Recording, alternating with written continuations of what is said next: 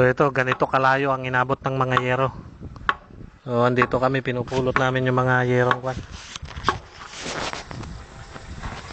Mga pwede pa na yero, gagamitin ulit natin.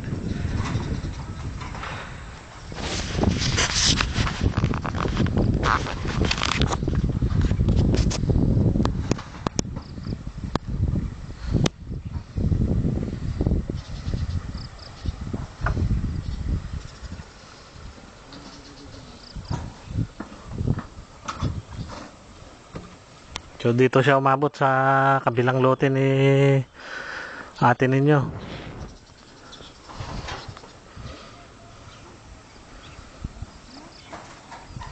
Ayan sila Kagawad, sila Ayan, si Ricky, Sinsyong.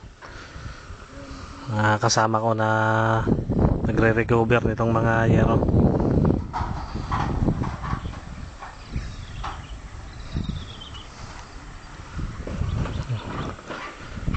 Kita nyo yung mga puno rito, walang natirang nakatayo na maganda.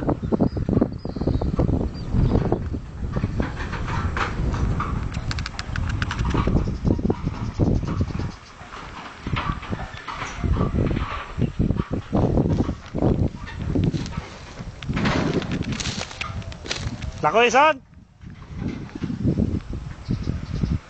So ayun si Ricky andun naman sa kabila.